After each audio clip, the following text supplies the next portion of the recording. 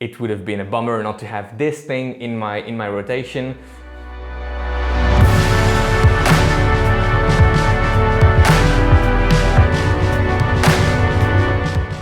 Hey everyone, and welcome back on the channel. My name is Alex, and today we are testing and reviewing the Saucony Freedom 4s. Very excited about this pair of shoes. It's the first time I'm running in a pair of Saucony Freedoms. I'm gonna start running right now in a few seconds, and you will see my first sort of gut reaction to the Saucony Freedom 4s. Alright, Saucony Freedom 4, first gut reaction, here we go. Starting the watch and first strides in the Saucony Freedom 4s. Feeling well, feeling really well. Okay, not necessarily what I expected, but feeling very nice.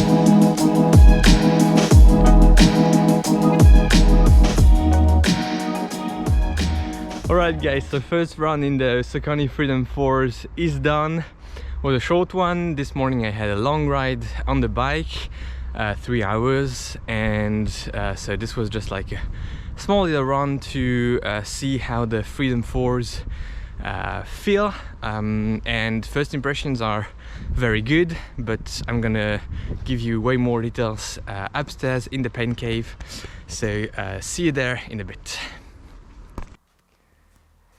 And yes, we are back from our test run with the Saucony Freedom 4, and I'm just gonna say it, I'm glad that we have this little community here on the channel growing, because I wouldn't have bought this shoe basically.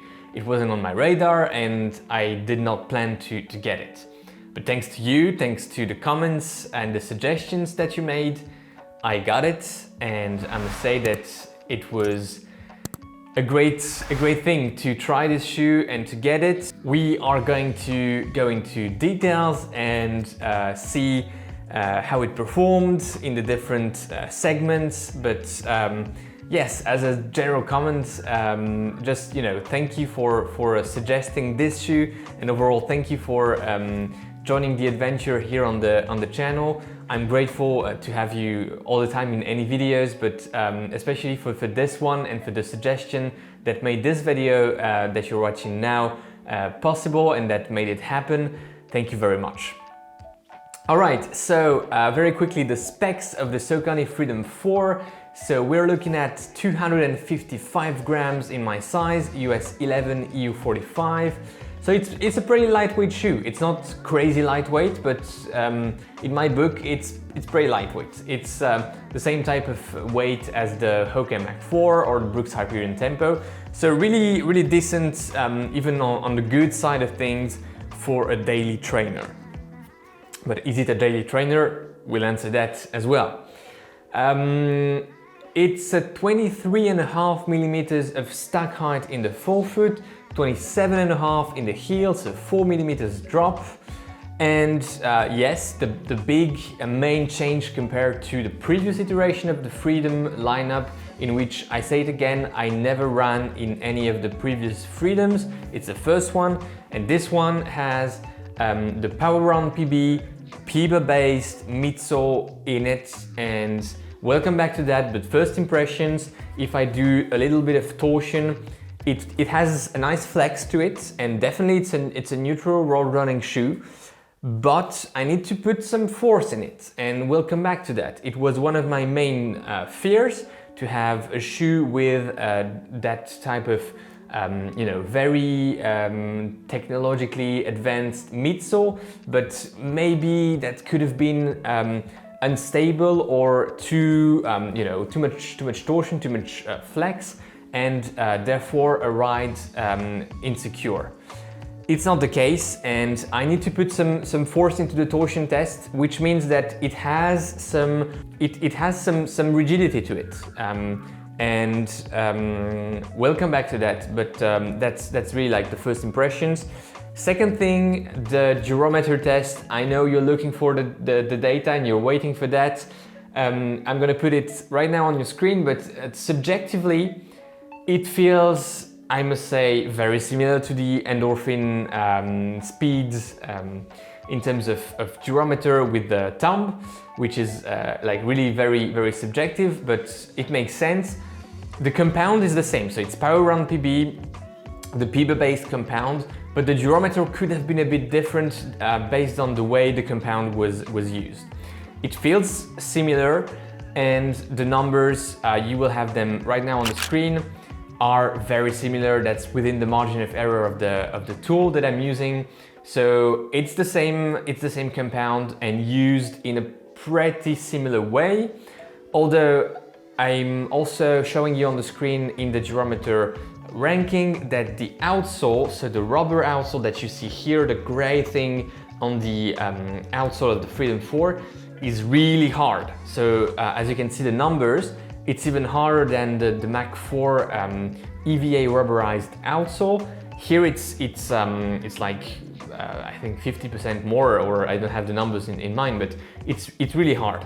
And we'll come back to that as well, but I think it plays a big role in the ride, in the stability, and in the overall assessment of this shoe. The fact that the rubber, which is not thin, not thick, it's like that medium type of thickness in terms of outsole, but it's really hard. Alright, so this was the first impressions. Now, in terms of upper, it's a multi-layer mesh upper, quite traditional in terms of how it's built. It's more on the thick side, nothing overbuilt, nothing excessive, but it's more on the thick side.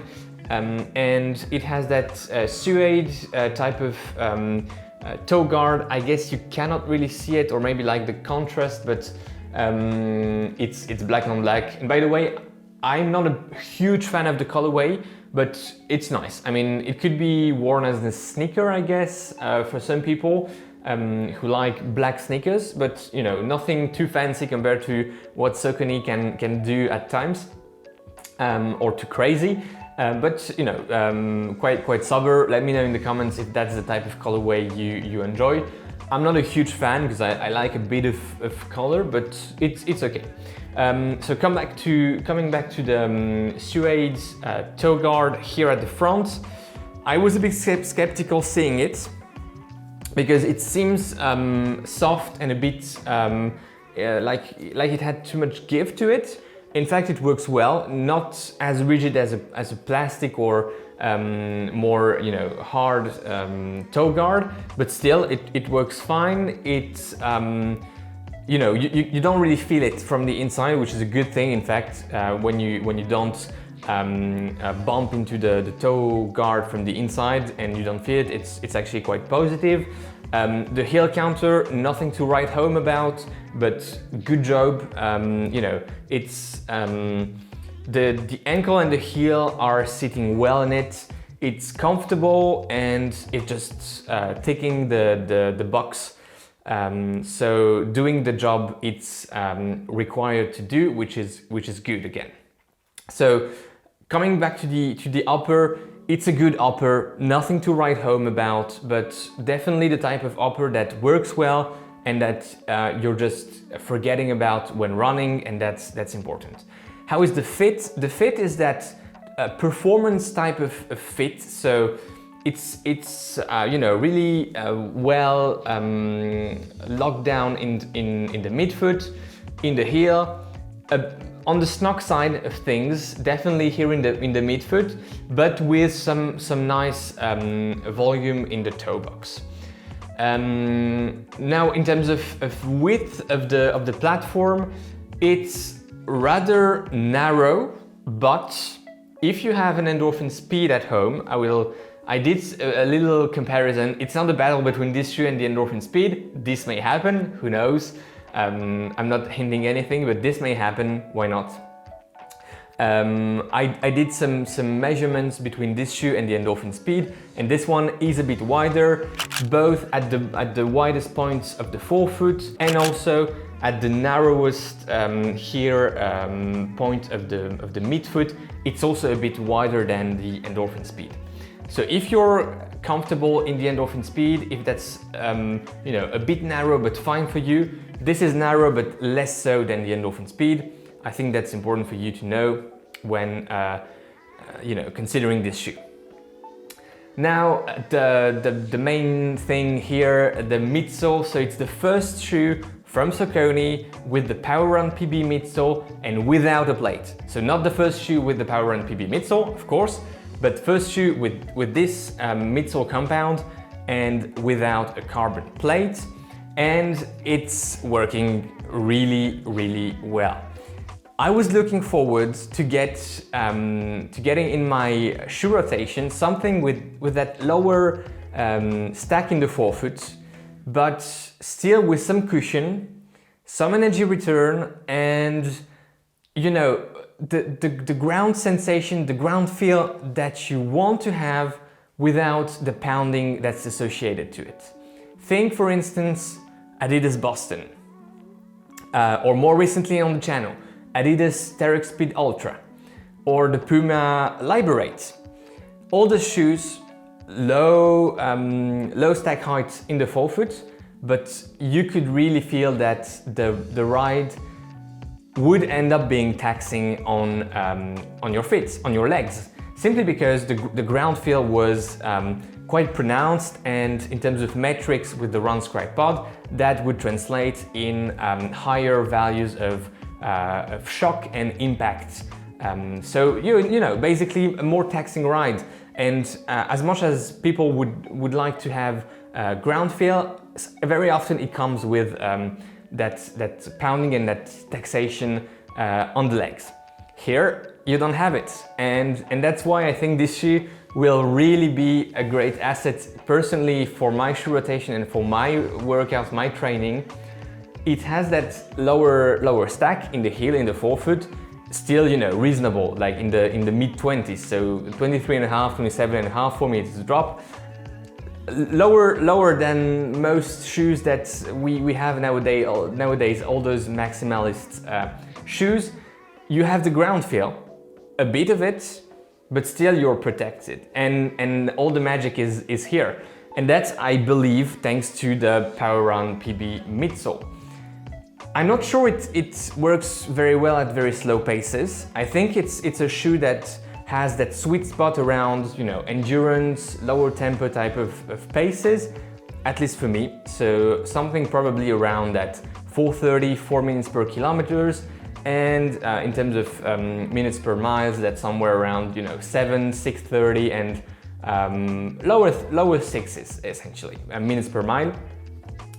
But yes, that's it, and the ride is very pleasant. Again, you have that little amount of ground feel without too much of it, and without the taxation and the pounding on the legs. So that's how I would sum it up. It has a very little heel bevel here. Nothing really noticeable during the run, but still it has it, so voila. And yeah, coming back to the outsole, the grip is fine, nothing to write home about, essentially, especially when compared to, you know, the ASICS grip, or what else, the Puma grip, very good grips. It's a decent grip. But I think the main function of the outsole, and that relates to the Durometer number and the Durometer value it had, is to give some stability to that midsole. So you have that very hard outsole, and not too much of it, but especially here in the heel you have that Y shape, and it gives the rigidity that I felt when doing the torsion test. And you can see it working actually. If I do it, you know, like this, you definitely see that the torsion here in the midsole is way higher than the torsion on the outside on the outsole.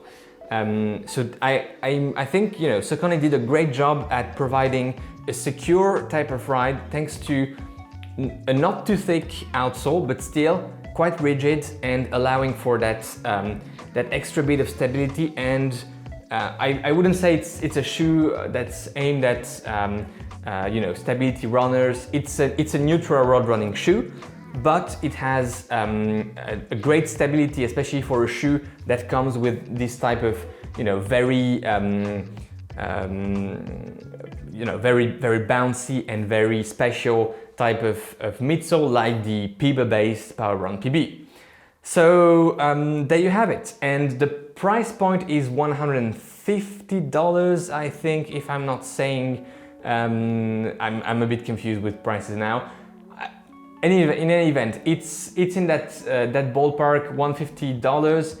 It's a good price point for this shoe, definitely. And if you're based in Europe, I think there are only 1 or 2 retailers online that will carry the shoe, and I would suggest to grab one quite quickly, because there won't be many here in Europe. From what I heard from both, you know, Saucony and the retailer here in Europe at which I got the shoe, I would recommend you guys in Europe to get one if you're interested sooner rather than later.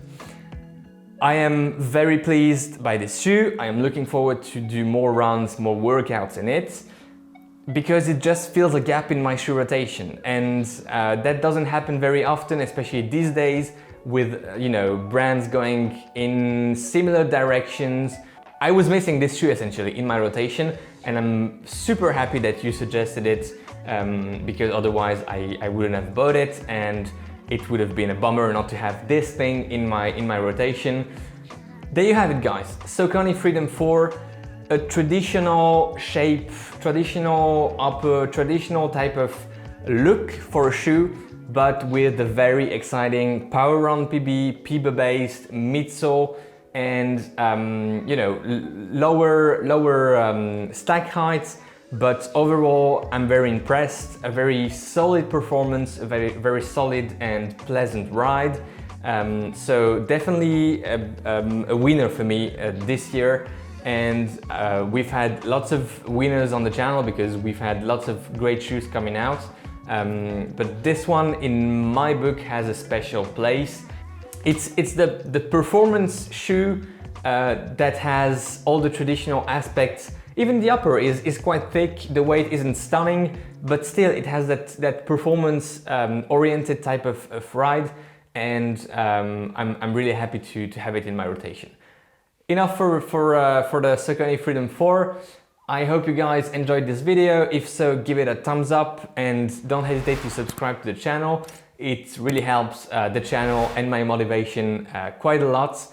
So thank you to everyone who already subscribed. Thank you for all the comments, all the discussions that we're having down below in the comment section. I wish you guys a great run if you are still running today. It's still time to run in many places in the world. A great ride if you're headed outside on the bike, or great swim.